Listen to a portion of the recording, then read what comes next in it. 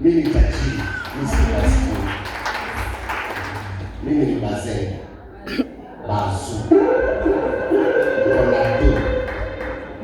Ukiona manzi hapa, ndio mtu ana tu.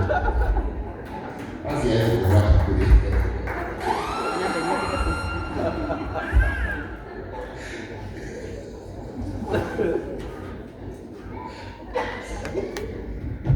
Ndio watu wanaangalia chakula sasa. Sasa hawa watu wameenda kukutana kufanya nini? Ndio unasema ukishaka hapo badala ya mbili. Sema amen. Yule mama alijua figo moja wapi. Nilimsaidia. Alikuwa anahitaji msaada gani? Kuchangiwa pesa. Asante. Hapo kuna mtu anakaa. Wacha akae hapo. Huyu alijua figo moja hospitali. Leo hata niliona akisimama. Figo waisi. Sasa anakaa anafuna mguu, anafuna mguu wake.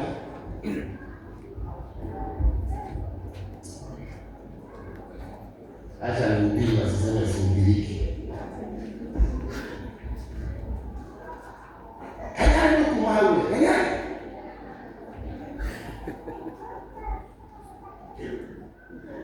Command you are dead. Sasa nile ya kumwambia command dead. Hii kanisa kwa celebrate. Huyu anaitwa Nyamea Wakamoto.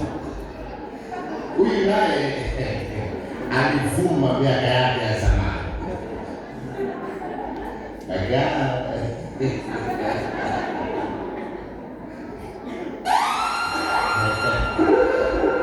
Hii kabisa ukiona mtu amekuja ile mashida ya barani Mungu anajua. Sikia mtu anafunga macho anasema moja kwa moja. Kama Pastor Kanyani. Ile shida niko nayo. Na tuko hapa na shosho ya China. Ndio huyu. Shosho ya China juzi tena ameanza kuvuma kwa TikTok. Maana alisema kwamba mkae mjue vile mtajisaidia. Hata wakasema shosho umetuzoea uko na ujinga sana leo.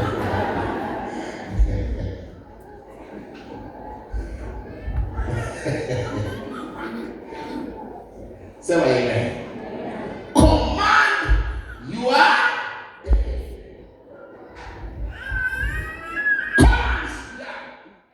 in Jesus name. Nitakuwa tajiri. In Jesus name. Nitakuwa mhubiri mkubwa. In Jesus name. Nitakuwa gavana. In Jesus name. And after that, work on it. Ambia jirani yako, work on it. Mwambie kwa sauti, work on it. Tuko na wasimamizi hapa wa football team inaitwa Jiro. New Jiro hapo pale. Simama. Simama madam.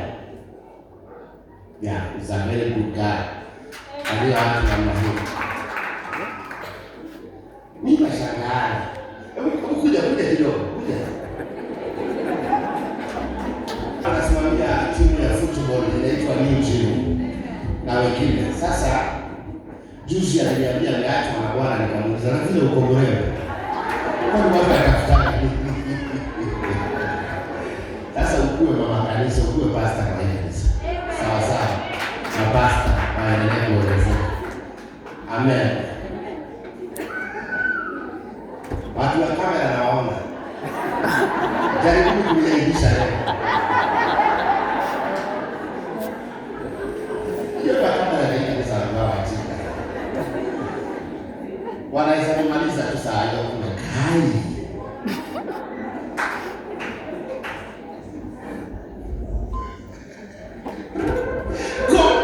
You are dead. Command you are dead.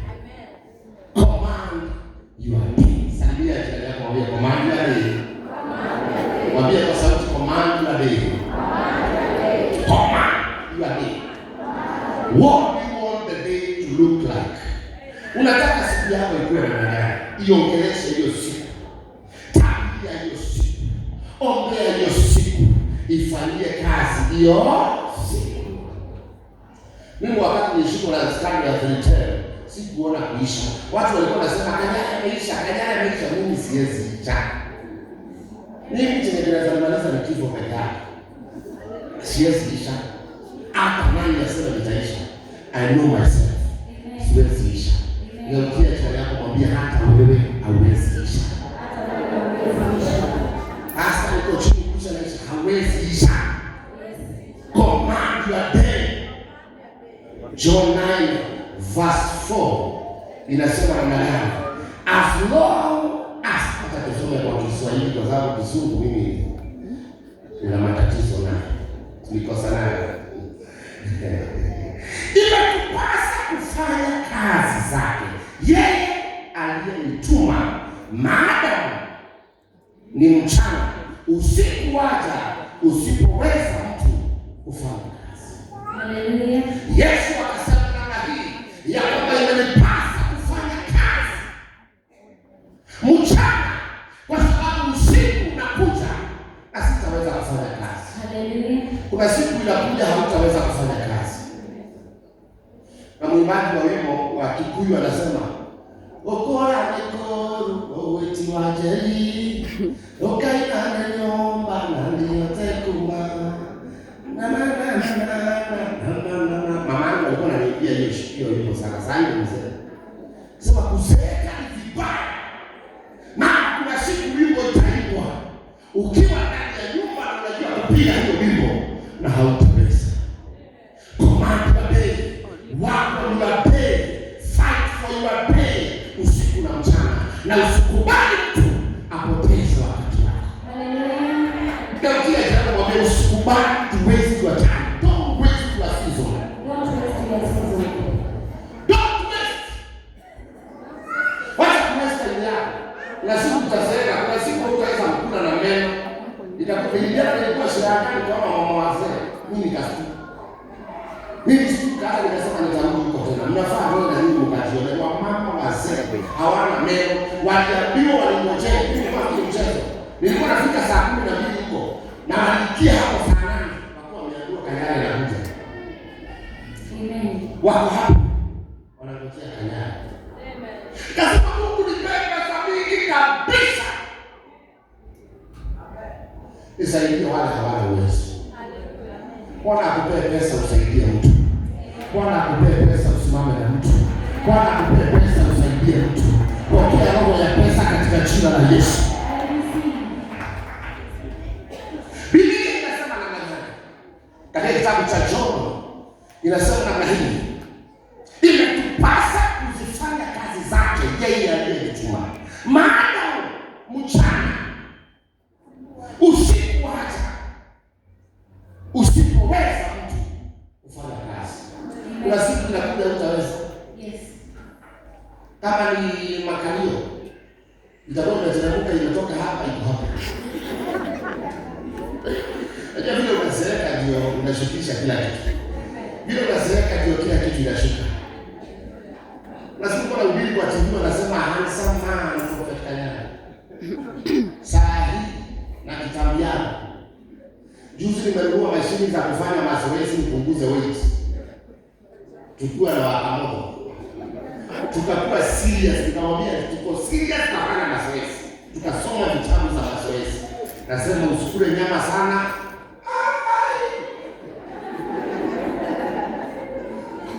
Usikunywe Fanta. Nitakosa kukunywa Fanta na siku niliona wakati nilikuwa maskini.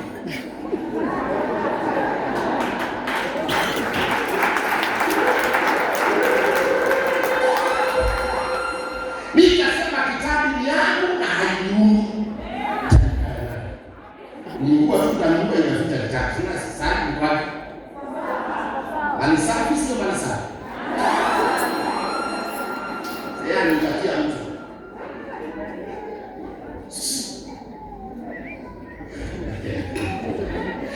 Sio kutafuta bibi. Tafuta pesa. Bibi wamejaa huko Instagram, TikTok. Kila mahali. Bwana akupatie pesa katika jina la Yesu. Bwana aondoe roho ya umaskini in Jesus name.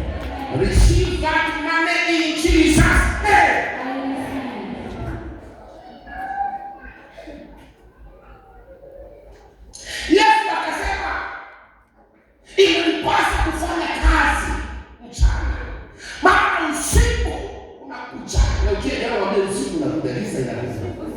The night is coming. Hautaweza kuamka, unaamka. Kwa tembea hivi.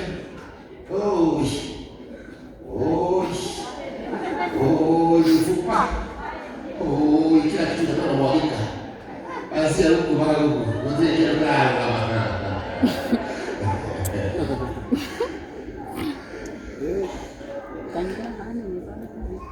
Umeshuka bei. Kuna wimbo ya Kiande anasema ya kwamba ukishuka bei watu watakuacha, lakini ukiwa na pesa hawatakuacha. Ukiwa na pesa hata ukikosa bwana ni sawa, utaoa. Unaweka mtu, unafunga mtu.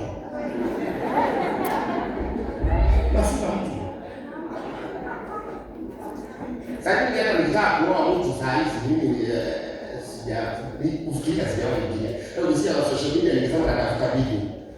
Ujinga tu. Naingia tu TikTok naangalia ni nani mzuri nani mzuri. Bibi yako aliijua kwa TikTok. Tulipoachana tu mtu alimdate kupitia TikTok. Date back.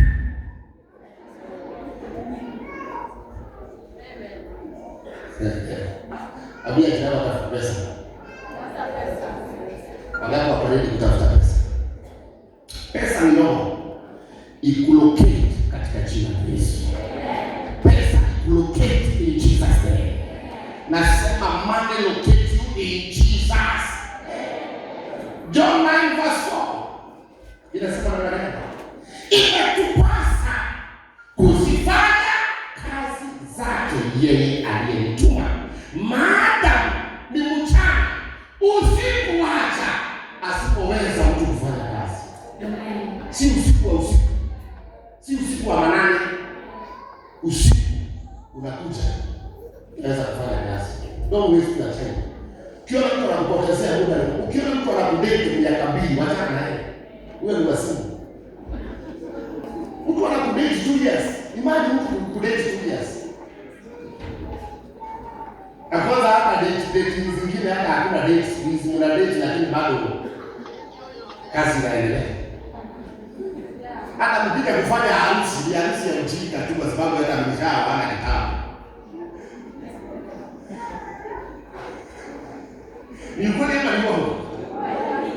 Sasa huyu tuna date na yeye. Hakuna kudate, unajua ndio kwa mfano. Na wewe mtu ana date na wewe tu ya sana kupotezea muda. Ukitafuta shetani wa kwanza, huyo ndio shetani wa kwanza.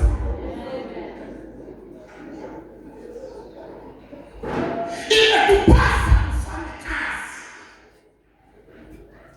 mchana na usiku unakuja. Tashinda kusema hakuna kazi tena. Kama kuna mahali kuna opportunity ya kazi ni Kenya. Lakini wewe hata wewe kujuana na watu, be friendly to people. Tengeneza network ya marafiki. You will never go broke. Unajua tu siku lazima halo mzae uko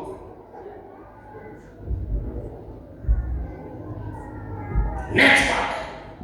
Wewe ndio kuja hapa kama umepilika. Huyu na watu wako wawili akiwa ameacha na mzee. Jehova kama sasa hivi nikihubiri anasimama hapo na hawezi kaa chini. Nasijamwambia asimame. Maana najua nikisimama hivi mbele ya mzee hivi atalipa nyumba mwisho wa mwezi. Leo kuna nyumba.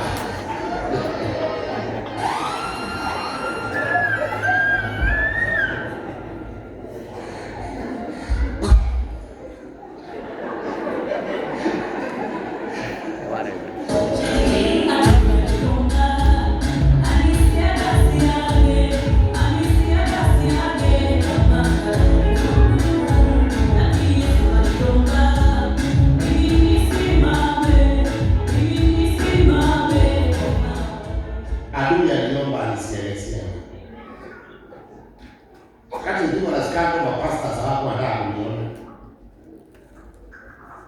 Akiniita mganga. Ndio maana niliona huyu picha zimetoka akiwa hana nguo, nikampigia simu haraka nikajiona anaweza pata kinyongo. Mtu anakuwa na depression. Wakati wanaamini mtu anapata depression.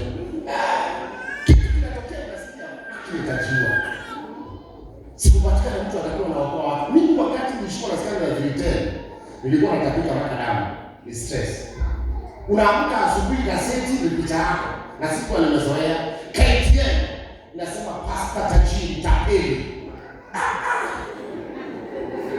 Wao wanasema Kanyari ndio the richest man in Kenya. Nasema kuna pesa zangu zingine niweka wapi? Yaani kwanza kuambia sekretari wangu kama nilipigwa na depression nikasahau mali yangu. Watu wanasema Pastor Kanyari ndio mwenye ambassador hotel. Tunaenda mpaka ambassador na kaa hapo naambia mali yako nzuri. Nataka kuona kama atastuka akiseme boss umeingia. Kumbe sio kwangu huko.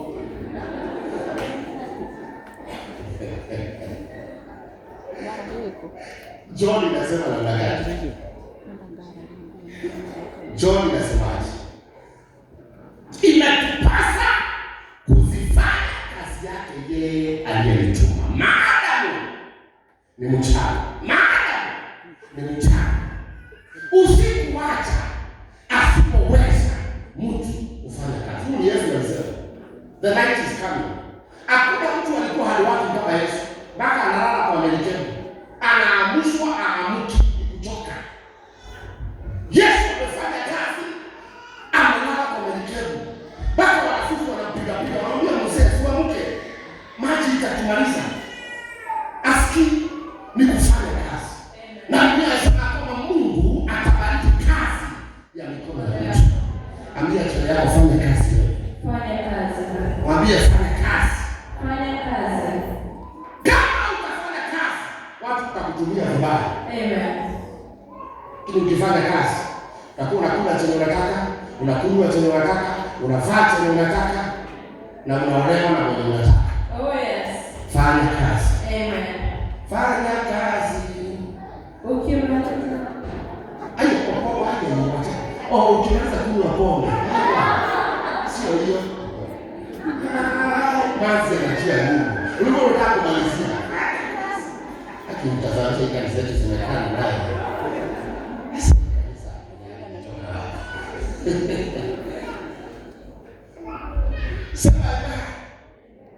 John 9:4 inasema fanya kazi. Inatupasa kuzifanya kazi zake yeye aliyetuma. Maadamu ni mchana, usiku wacha asipoweza mtu kufanya kazi. The night is coming. The age is catching up on you. Hallelujah. Miaka inakimbizana na wewe. Oh yes. Kazeeka mbaya. Kazeeka.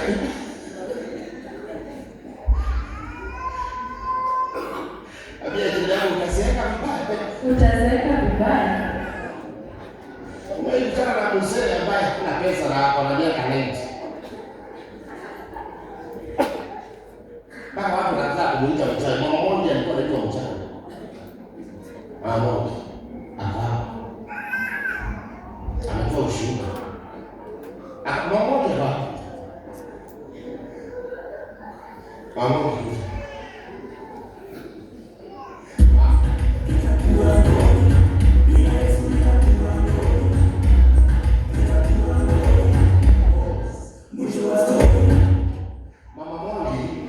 Kijiji ya Shiraka alikuwa anamuita mchawi mpaka watu wao. Huyu mama alikuwa analala njaa siku 3 siku ile hajakula kitu. Wanasema ni mchawi tunataka akufe. Hata kuna wasichana marafiki zangu wananiambia mama ni kamchawi. Wao. Mama mmoja Mungu akamstop. Akapata rafiki ambaye ni Pastor Kanyari. Ambaye hasemi yeye ni mchawi. Tunamsupport njia yote. Biashara mwaka mzima 1 full year hana shida ya hospitali.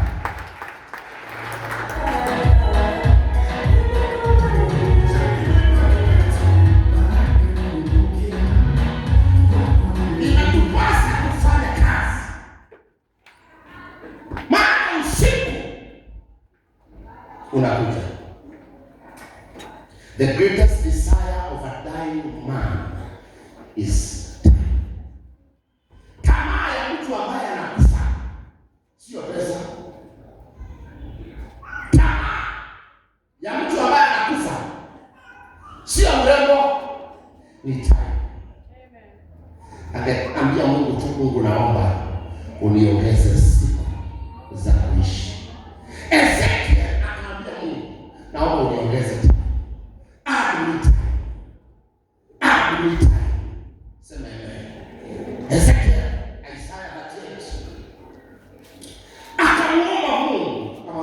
niongeze time.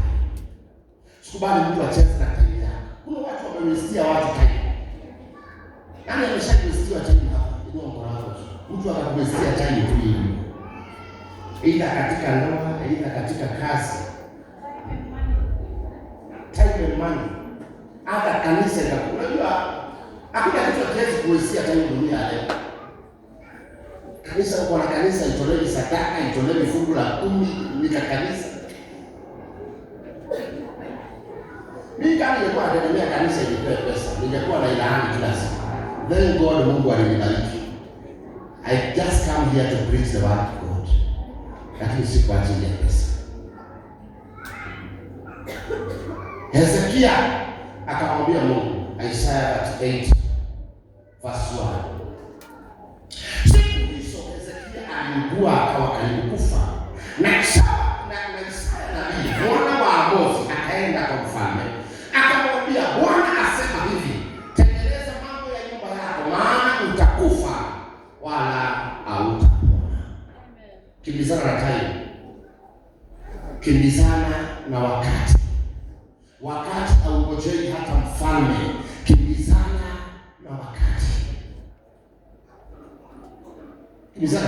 Marafiki hawakusaidii, achana na wao. Watu wamsaidiani, achana na wao. Kanisa ikisaidii kama hiyo kanisa. Kama Mungu wa hiyo kanisa hawezi kusaidia, ana kweli. Mwanaume akusaidii.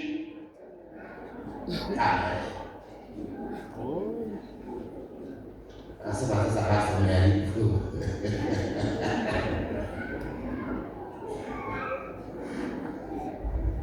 Kitu yote ikusaidii, wachana naye. Ndio maana nilisema nitasimama kiti. Sikisema ndio ama nini. Nitasimama. I have limited time. Miaka ya kuishi hapa duniani ni 70. Ukiwa na nguvu miaka 100. Jani vitu. Jaribu atakuwa msanii. Si hata nani hapo ule msanii anaitwaje? Anaitwaje ule msanii? Sio kutopizo ule wa Mathare. Si Steve anaitwa Steve. The dragon himself. Anasema dragon.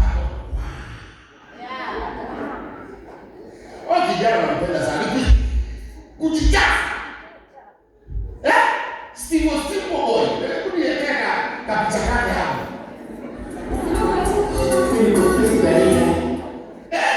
Fish banda. Wewe kama mambo yako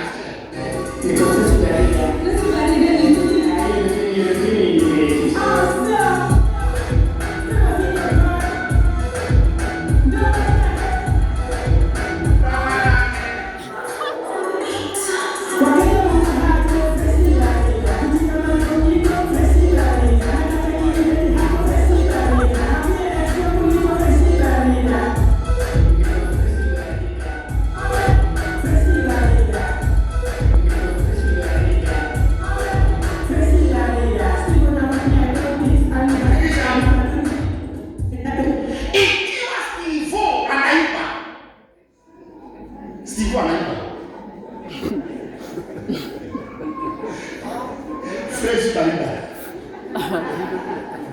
Wakenya mko aje?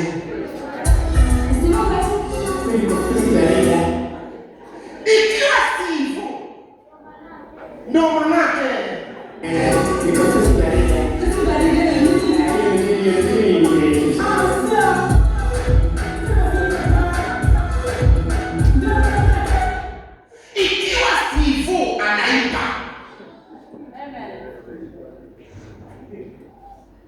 na Steve anapata makazi za kuadvertise makampuni. Ni kujiamini.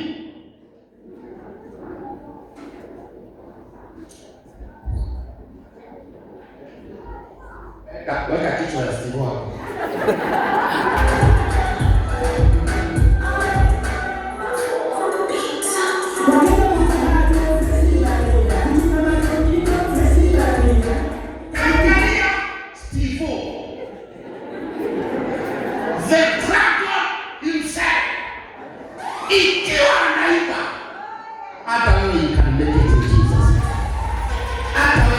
make it in Jesus name. Wakati ambapo uliumbwa na kila kitu, gifts, Mungu alikupatia vipawa. Ile kitu hauna wachana naye, hiyo huko barikiwa naye. Kama wewe sio mrembo, tosheka wewe si mrembo. Urembo si watu wote. Steve anatumia hiyo yake na anakula.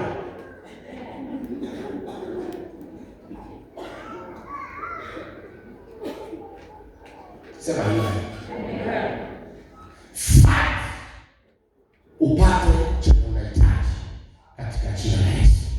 Hezekia kitabu cha Isaiah 38, nataka nikwambie utatajirika in Jesus name. You will be a great man in Jesus name. Take advantage of time and seasons. Mimi nilipoona naisha niliteni na tumwa nikatalia. Watu wanaweza ongea kibaya nikatalia, wanaenda kusema tuma bana ndio ndio kujina kufikana. Endelea kutuma na ina angalia simu na pesa endelea. Hiyo vitendo vya pea nao. Advantage of time. Nothing stays forever. Kuna kitu kinaishi forever. Alikapenda kurekali jana waimbaji. Huyo mwimbaji alikuwa hapa anaimba hiyo ile. Alisema kwamba ameimba hiyo wimbo. Ameimba wimbo miaka ngapi? 10 years. Hiyo ndio inakuja kuvuma. Sivujika hapo.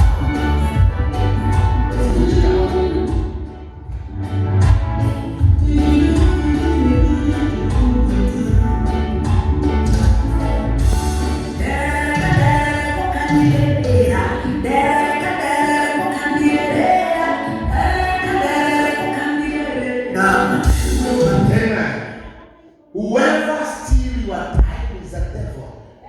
Mtu anakuambia kuja tukae naye hapa. Tukae tunifanye nini? Tusukam pande hii. Whoever steal your time is a devil. Maana useme unakuja. Isiwezi kubali mtu alipoteza muda. No. Sitaki watu wangu wazae mapema kwa ajili ya umaskini. Lazima nifanye kazi kwa ajili yao. Wacha kujibizana tu ambazo hazina maana kwa maisha yako.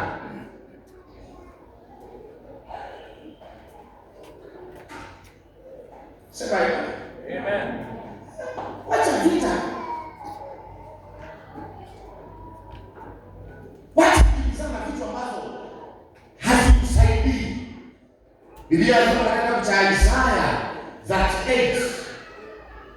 Siku hizo Hezekia akaugua akawa karibu kufa. Na Isaya nabii mwana wa Amozi akaenda kwa mfalme akamwambia, Bwana asema hivi, tengeneza mambo yako na nyumba yako, maana utakufa wala hautapona. Huyu nabii alimwambia basi tu. Basi Hezekia akajigeuza, akaelekeza uso wake ukutani, akamuomba Bwana. Alimuomba Bwana nini? Alipoambiwa atakufa, alimuomba Bwana nini? Basi akasema, Bwana, kumbuka haya na kusihi kwamba nimekwenda mbele zako katika kweli na kwa moyo mkamilifu na kutenda yaliyo mema machoni pako. Kwa hiyo Hezekia alikuwa mtu mzuri na mtu ambaye alikuwa na mambo mazuri. Hezekia akalia kwa uchungu. Kama alisikia atakufa akalia kwa uchungu. Kama alisikia taji yake inataka kukatwa akalia kwa uchungu. Verse 4. Ikawa neno la Bwana likamjia Isaya kusema, verse 5. Nenda ukamwambia Hezekia, Bwana Mungu wa Daudi baba yako asema hivi, mimi nimeyasikia maombi yako. Nimeyaona machozi yako. Tazama, nitaziongeza siku zako kiasi cha miaka 15.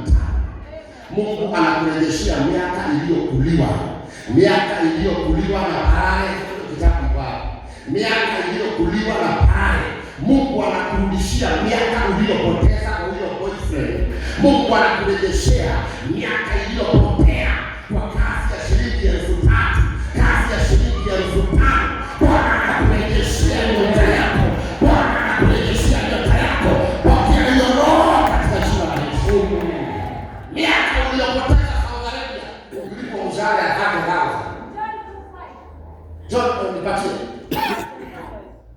kuanzia ule studio. Sema na miaka iliyopotea na boyfriend yako. Miaka iliyopotea na huyo mwanamke anakwambia hakutaki uende kabisa. Bwana anakurejeshea katika jina la Yesu. The blessing of the Lord. Tafsiri hiyo kitabu Biblia, baraka ya Bwana haileti ushuru. Usikie hapa. Hebu sikia hili. Kama mshindo wa magari ya vita juu ya vilele vya milima ndivyo virukavyo kama mshinda. Tafsiri kitabu nzuri wewe. John 2:25-27. Bwana anakurejesha. Leo pia jirani msaidia mwambie ninarudishiwa miaka yangu. Msaidia mwambie ninarudishiwa miaka yangu.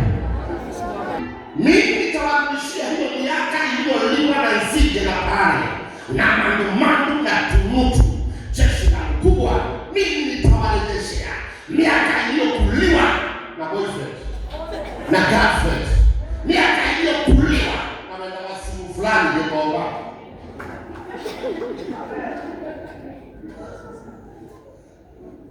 Wewe unafikiria utajirika sio rahisi. Lazima Mungu akupatie mashortcut. Leo ukienda mwambie lazima upitie mashortcut ndio ukue bilionea. Wewe unafikiria kununua gari kama ile yangu, ile gari yangu Lexus. Ile ni 20 million Kenya shillings. Ninanunua nyumba ya 90 million. Hiyo gari kubisha hata kawapeleka mkaongelea. Kwa maana nasema ni huruma.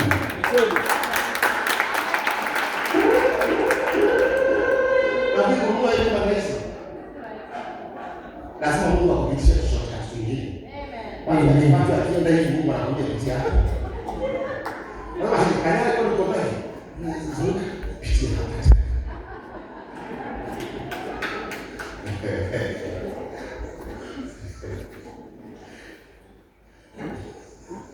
Mungu akupe shortcut. Watu kama mamilionea ni siri ya watu wanakuambia tu siri ni maombi. Siri ni maombi. Maombi inafanya kazi 30%. Kuna ingine Mungu lazima akupatie 70%. Amen.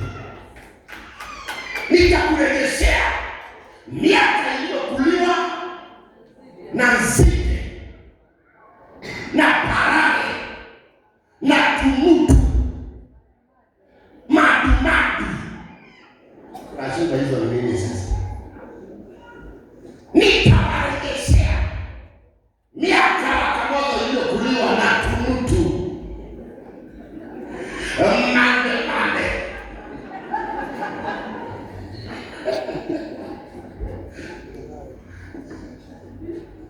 So,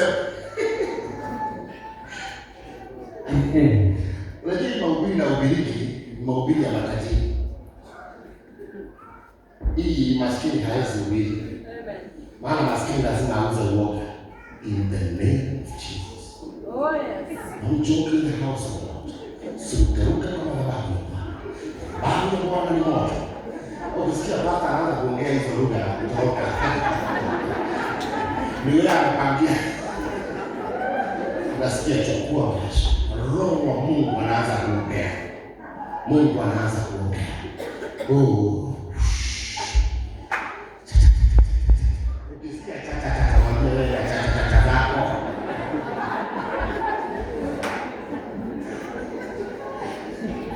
Ni Coleman.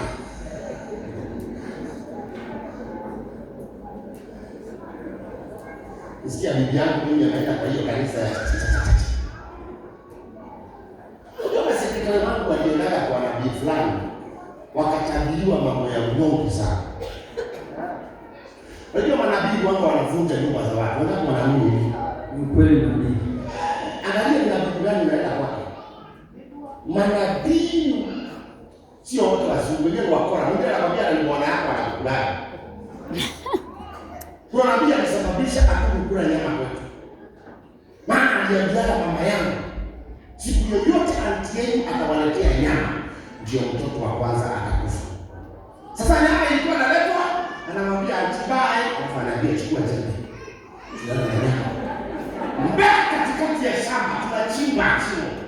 Tunaweka nyama hapo. Mwambie sasa sipea hata unga basi. Anambia hata unga ikikula, huyo nabii alisema hata unga ikikula itakufa. kuna siku nilikuwa nimekaa hapo mezani, nikaona umbo imepita na nyama. Na ikakula na haikufa, nikajua huyu nabii ni mpaka. Sema amen. Kuna waganga bandia na manabii bandia.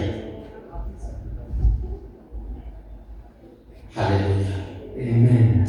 Hezekia akamlilia Bwana, akamwambia naomba niongezwe time. Akaongezwa miaka ingine 15. Utakapotoka kwa hii kanisa siku ya leo, Mungu anakurudishia miaka ile ulipoteza, na marafiki fake. Mungu anakurejeshea katika jina la Yesu. Amen. Kuna kitu baya kwa mtu kupoteza time yake. Wakati nikwambia kutengeneza marafiki ni rahisi vizuri. Mimi ninaamini katika kupeana, siamini naweza kuwa na mtu. Wazungu wa shirika walikuwa wanapatia milioni 1. Lakini wakati wa matanga ya Betibayo, sio mimi nimekufiwa, ingawaje alikuwa ex wangu. Najua kwa Bwana. Sasa mimi si mimi nilikuwa nimekufiwa original. Kuna mmoja alikuwa nimekufiwa, lakini mimi nilikuwa hapo. Watu walichangia 1 milioni. Yaani kama mimi nimekufiwa, nilichangia kwa watu 1 milioni shillings. Na watu wakajaa kwa kanisa kuniambia pole. Amen. Hata matajiri. Nikasema na kweli kuishi na watu vizuri ni kitu ya maana. Kuna siku my sister alikufa, hakuna mtu alikuja kwetu. Hata kipi. Kili na ex-wife. Watu magari nijaa hapa hivi. Niambia pole. Kuishi na watu vizuri. Sasa kusema kwamba mimi sitaabudu mtu sio Mungu. Hawa watu naona ndio Mungu. Live with people and be wise to select the right people. Si watu wote. Be selected. Select marafiki ni kina nani. Nani anaweza kutoa kwa jambo? Nani anaweza kusaidia kuredeem time? Kuredeem Joel 2 verse 24.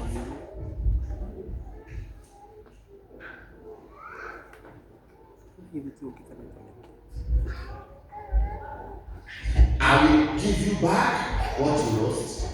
Nami nitawarudishia hiyo miaka iliyoliwa na nzige na parare na madumani na tunutu.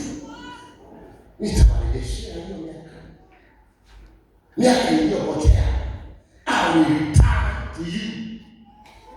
Sema hivi. Amen. Nitawarudishia miaka iliyopotea. Nitawarudishia. Ni nani kwa miaka yake anaona inapotea sana? Ukiangalia kitambulisho unaona vile hali inakaa.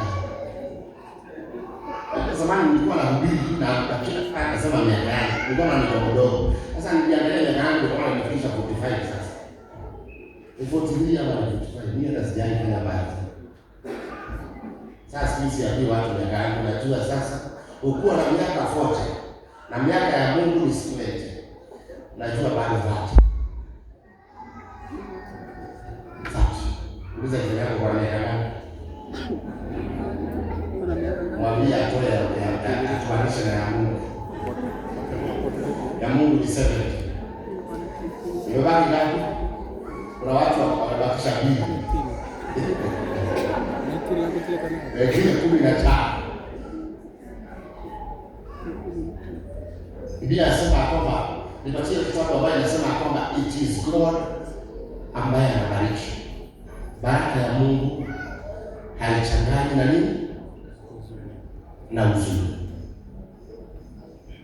Ndio ununue gari ya 20 milioni. Ununue shamba hili ya kanisa. Lazima Mungu awe anaingia. Hakuna kitu kubwa kama kuomba, Mungu nipatie handkerchief. Mungu nipatie handkerchief. Baada ya 3 years handkerchief. Uko na 45 years. Mungu nipatie Bwana. Mungu nipatie Bwana. Anakupatia baada ya 50. Utakula nini nyama? Mungu anakuja ulikuwa na 70 ndio nyama inakuja na maziwa. Hata uone haja yake.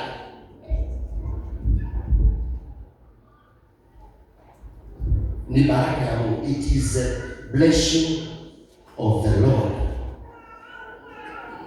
Ni baraka ya Mungu. Hiyo ndio nasikia Ezekiel, ule pastor Ezekiel anasema yote. Yaani ukiguza hii inafanikiwa, ukiguza hii inafanikiwa, ukiguza hii inafanikiwa, ukiguza hii inafanikiwa. Kwa haraka mambo yako yanasonga haraka. Haleluya. Visions, Number 6:24-26. Number 6:24. Yesu hakuwa na wakati wa kupumzika. Ndiye alisema usiku unakuja. The night is coming. Paulo akiwa ndani ya jela alikuwa anaandika, Paulo na Sila waliomba milango ya gereza ikafunguka. And this man akiwa ndani ya jela, Biblia inasema kama aliandika vitabu za hekima akiwa ndani ya jela. Hakutaka kupoteza muda hata akiwa ndani ya jela. Don't try to waste another 1 year, 2 years, 3 years. Work for your visions. Fanyia kazi maono yako. Fanyia kazi vipawa zako. Your gift. Your gift is your money. Hata mhubiri hiyo sadaka ya patani yake. Sijui kwa nini watu wasiwatuliza profeta huo. Mahali unafanyia kazi hapo ndio unafaa kupata haki yako. Mwimbaji pia hiyo kipawa yake anaweza kupatia chakula. Footballer kipawa yake inapatia chakula. Unaangalia kijana anaitwa Speed. Kama kijana wa 22 years amekuja ametembea Afrika mzima. Na anatumia ndege, ametumia pesa zake. Ana wako YouTube channel yake. Wewe unasema YouTube yako haigrow. My sister mmoja anasema YouTube yake. Zile vitu unapia watu. Hawa ni content creator. Na kama kuna watu werevu yao waona. Wanajua nini wataekelea. Hii mahubiri yote ni mahubiri, hawawezi weka. Unajua mahali nimeongea ujinga na mahali hata wakiweka hiyo kaka video akasoka. Dakika video ka mali safi. Lazima kasoke. Give people what they want.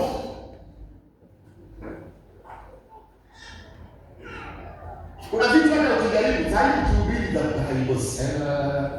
Kuna watu wengi. Lakini tukichoma nyama ndio tukichoma nyama. Hiyo video ilienda to millions and millions of people.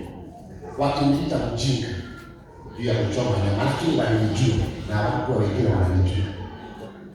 Na kwa watu walianza kunifuatilia na watu wananifuatilia.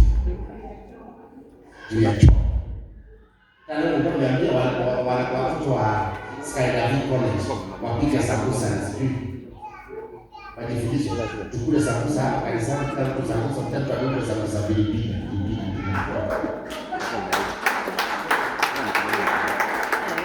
Sasa kesho sisi ndio tutakuwa tunasema kanisa ya sakusa.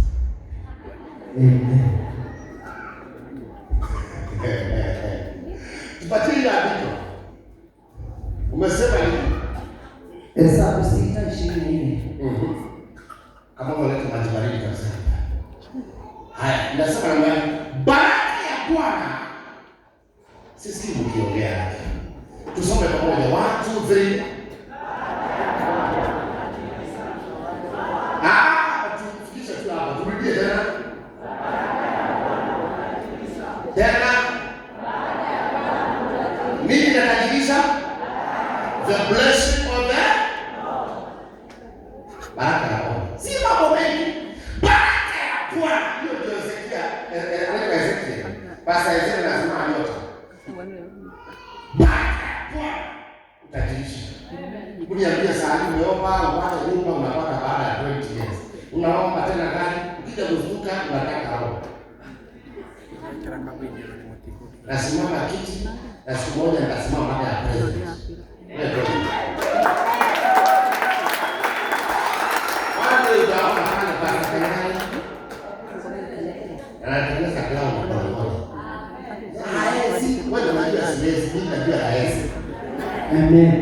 Anayechaguliwa nani tena? Nitachaguliwa. Amen. Hiyo kitu nataka watu kama sisi. Amen. Baraka ya Bwana utajirisha. Salimia tena kumwambia baraka ya Bwana utajirisha. Mwambie tena baraka ya Bwana utajirisha. Wangapi wanataka kuwa matajiri? Pokea roho ya utajiri katika jina la Yesu. Amen. Pokea roho ya utajiri in Jesus name. Pokea roho ya pesa in Jesus name. Amen. Pokea roho ya kwenda mbali in Jesus name. Amen.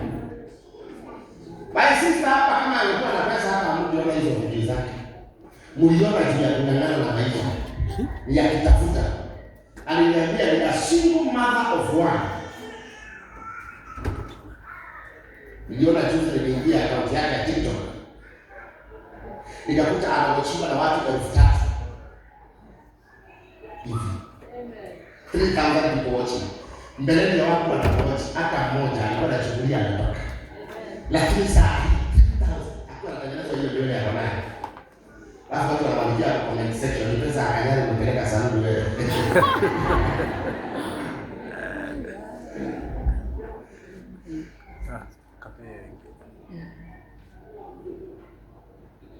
Sema amen. Baraka ya Bwana utajirisha. Bwana utajirisha katika jina la Yesu. May God give you money in Jesus name. Amen. Sasa hatua tatu kuambia Mungu anapatia pesa. Anapatia pesa. Leo kitabu cha Psalms 126 verse 1. Psalms 126 verse 1. Ukitaka kuwa mhubiri mkubwa, Mungu akupe nini? Ukitaka kuwa mwanasiasa, pesa. Ukitaka kuwa mwanasiasa, pesa. Ukitaka kutamaniwa na watu wote duniani mpaka mtoto wa rais, pesa. Hata mimi hakuna mtu ananiona. Nafaa kuuliza uko na pesa ngapi? Ukisema una kitu na nguo wote. Acha matajiri kwanza wachukue hii mstari wa mbele.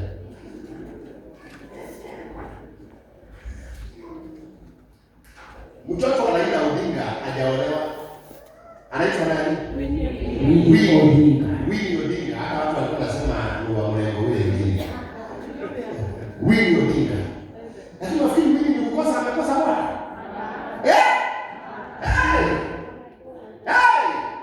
Nani hataki kuwa mtoto wa Raila Odinga? Nani hataki kuonekana hapa kwa ODM? Kini wewe. Najua mchini. Chao kwake ami. Chao kwake nini? Uzee unakuja. Unachapa huna. Hakuna mtu anayefanya kuoa huyu msichana. I'm telling you. Lakini mpaka leo hii hajapata mtu. Si kukosa amekosa. Ambia jirani yako tafuta pesa. Hiyo mambo mengine itamvua. Pesa ni kitu ya maana sana katika maisha ya mwanadamu. Mimi nilisababisha Samson ang'olewe macho na Delaila. Maana Delaila aliambiwa pesa nyingi. Aliambiwa tutakulipa pesa mingi ukituambia siri ya Samson uko wapi. Msichana alipoona atajengewa pata pesa ya manguo na nini. Hata baby huyu msichana wangu ni sekretari wangu, tunashikana na yeye. Huyu ni sekretari wangu. Huyu anakuwa kwa Lexus yangu na huyu ni PA wangu. Mimi nawaambia watu wawili, ukikuja uwapatie pesa nzuri, waambie wewe milioni 10, niambie Kanyani mimi nafanya ndani ya gari, utashaka. Nasikia Kristo anasema wewe ukachua huyu anakunywa kugonga.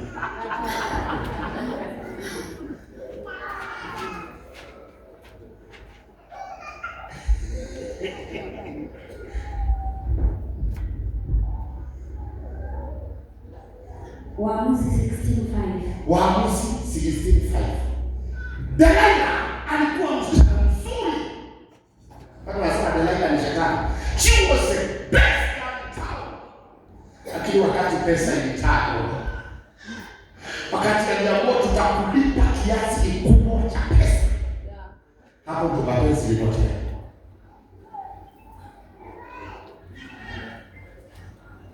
Mapenzi yanang'ang'ana dunia. Wali mapenzi yanang'ang'ana dunia.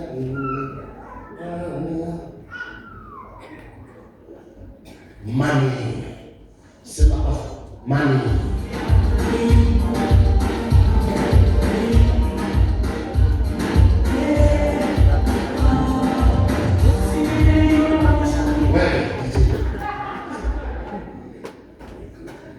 Makanya kuna nasikia nyimbo za dunia. Mimi na gari yangu hakuna nito flash, hakuna flash, hakuna reggae, Bob Marley, love song. Kwanza mimi napenda love song sana. Kwa nyumba yangu juzi niliingia TikTok live nikasahau nimeweka nyimbo za love song. Watu wanaandika comment section, basi weka nyimbo za kanisa.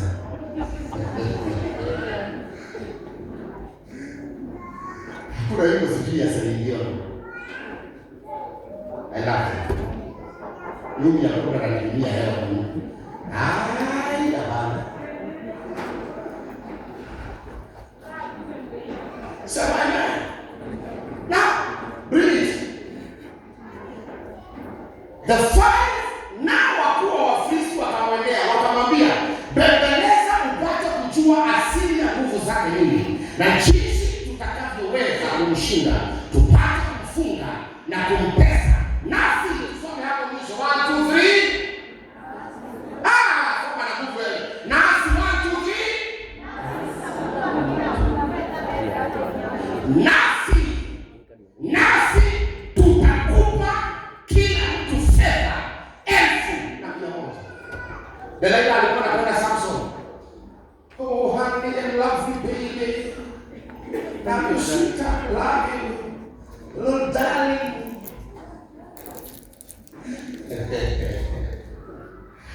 Wewe wali bicho hiyo majina.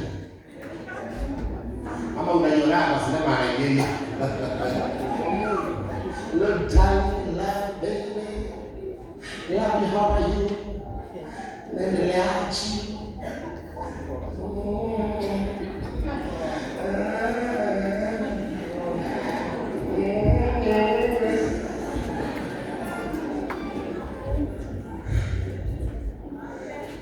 Alafu unaona amekutumia pesa kifungua 30,000, 50,000.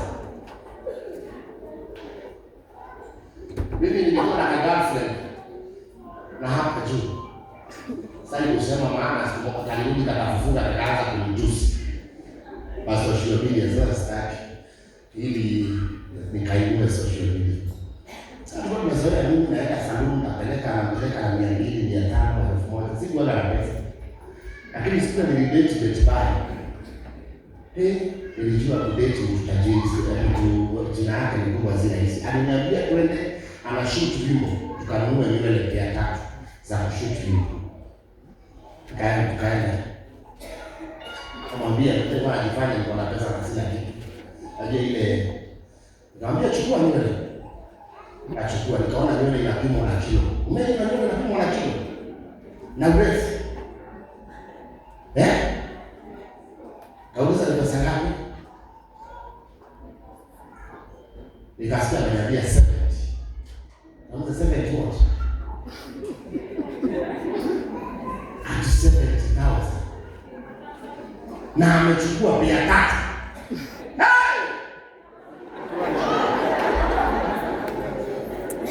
Sadaka yangu yote ya miezi kama 4 ilienda hiyo. Sasa kule kwa gari naona siongea, naona umekasirika, ambia bana, niko sawa, ni kichwa cha nyuma. Nyawera. Hata akaanza kula zile pesa nyingi.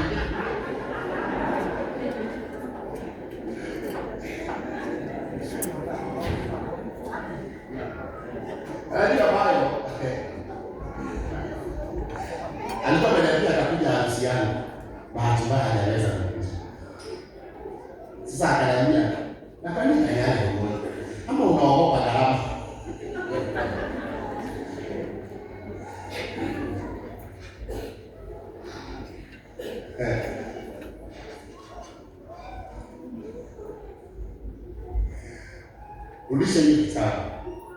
Zoea hawa wasichana. Ona kama huyu anaonyesha kwa video hapo. Huyo 500 ametengeneza nini? Hauta. Hiyo tu inatengenezwa hapa kanisani pole pole.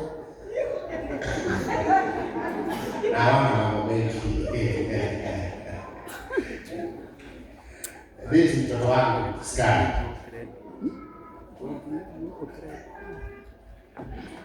Nao wakuwa Wafilisti wakamwambia, "Bembeleza upate kujua asili ya nguvu zake na jinsi tutakavyoweza kumshinda.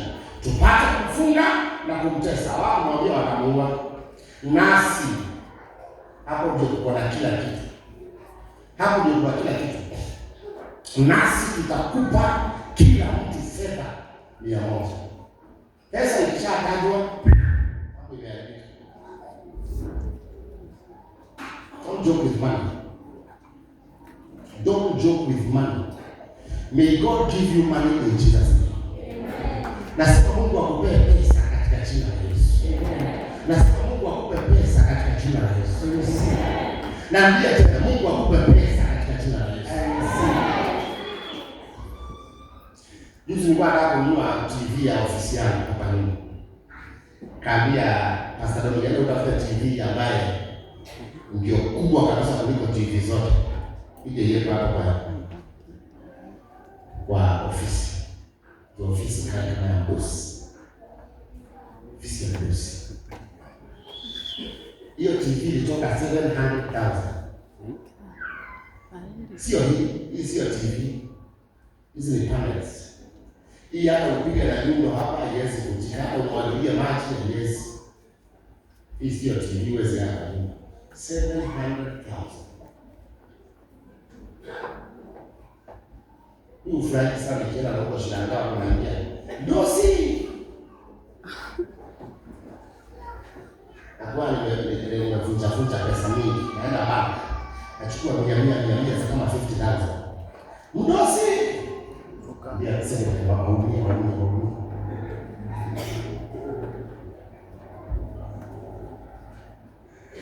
Napenda kusifiwa. Napenda kusifiwa sana. Pia wangu wananiibada pesa sana kwa sababu ya kunisifu. Naambia pastor, hakuna pastor mkubwa kama wewe. Na kabisa najua mimi sio mimi mkubwa, kuna wengine wakubwa.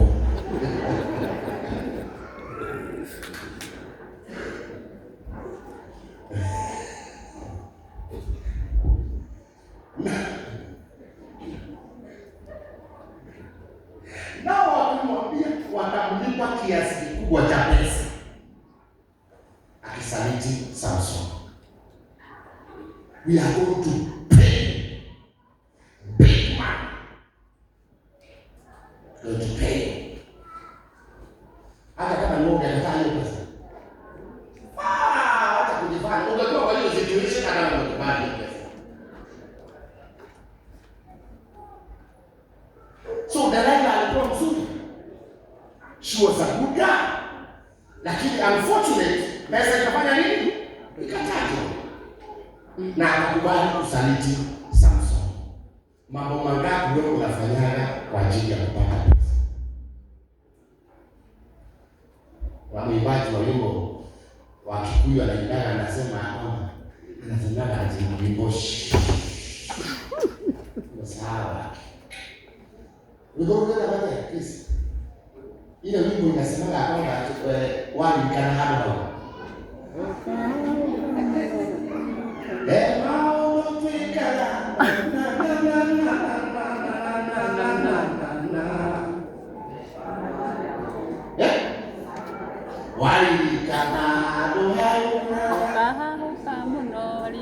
Una date mwanamume, mimi nakwambia ukikumbuka nasema gani? Unakatiwa huyu ndio alikuwa nini? Mimi kuna mama alikuwa ananisaidia sana. Mama Mose alikuwa ananisaidia, anapatia 300,000, 400,000, 500,000, 700,000, 1 million. Na nikafika mahali nikakosa pesa. Na nilikuwa nimeoa. Sasa nilikuwa na akili hiyo inajulikana vizuri, niko na date the late Betty ilikuwa inajulikana. So nilikuwa naambia baba ya Mungu, mama analeta 1 million akiingia buti na mnyamaza kabisa. Mnyamaza, baba ananiambia tunagawana pesa. Kama nataka kufanya mambo. Mwambie pia buti. Baba alikuwa my match. Na pia buti tunanyamaza. Tunakuwa milioni 1.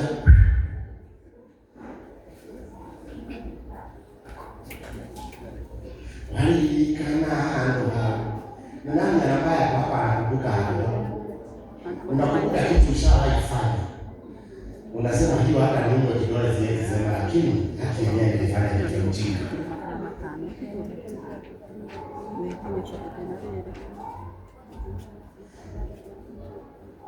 Pesa ilisababisha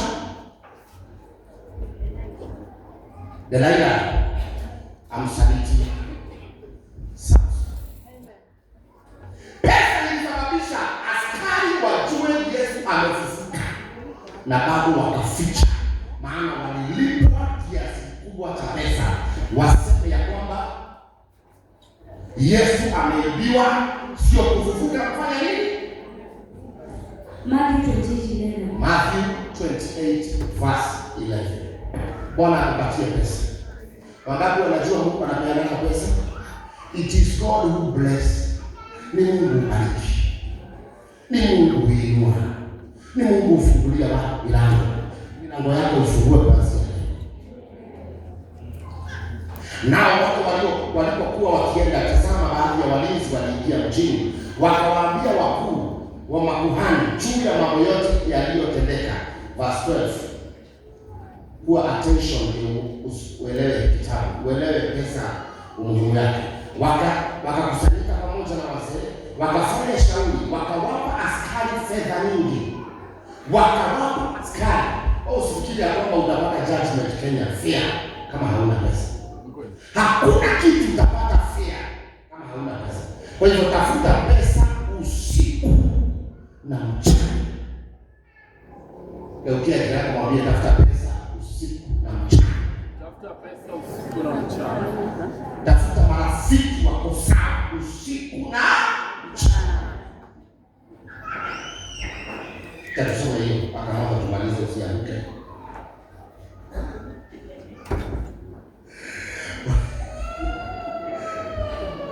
Mimi nakwambia shamba yangu iko na nyanya mingi na cabbage. Jana nilijaribu kwenda kwenye shamba nikachukua kutoka.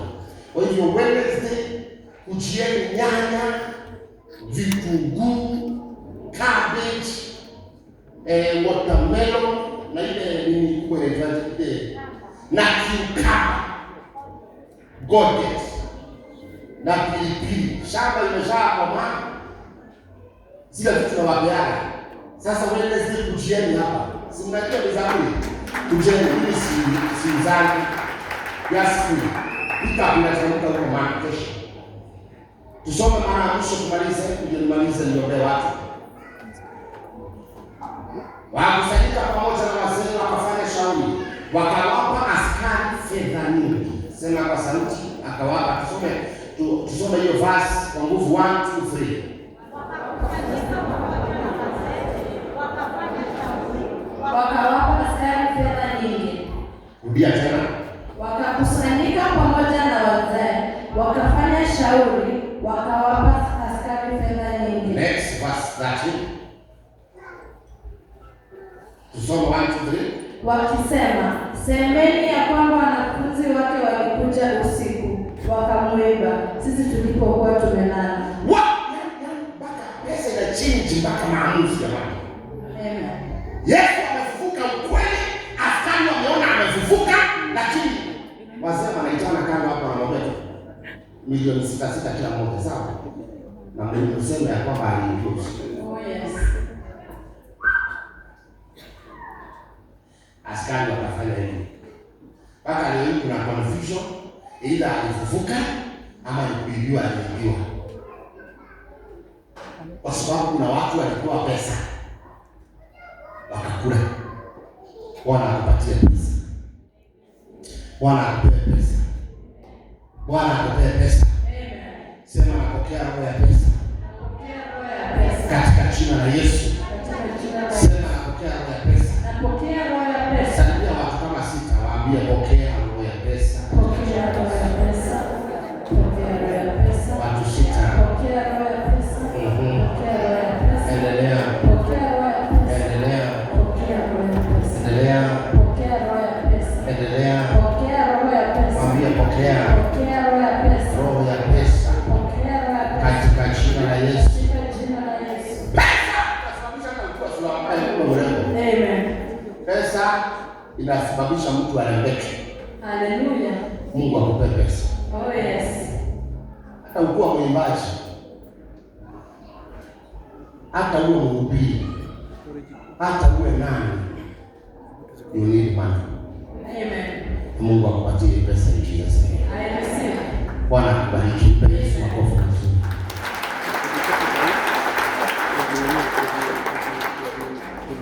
Baba, ninaomba roho ya pesa juu ya kila mmoja ambaye amekuwa mshirika wangu hapa ama ni mgeni. Fungua milango yao, wainue, watendee, maana wewe ni Ebeneza. Na kuja kinyume na kila roho ya umaskini katika jina la Yesu. Receive the power of money in Jesus name. Pokea nyota ya pesa katika jina la Yesu. In Jesus name we say amen. Amen. Pesa inasababisha unapendwa. Pesa inasababisha watoto wanasema afadhali baba. Nataka kwenda kwa baba, maana baba kuna ndugu. Oh yes. Pesa inasababisha DM yako inajaa. Watu wanaita sweetheart, darling, please. Juzi nilisema nataka kuoa.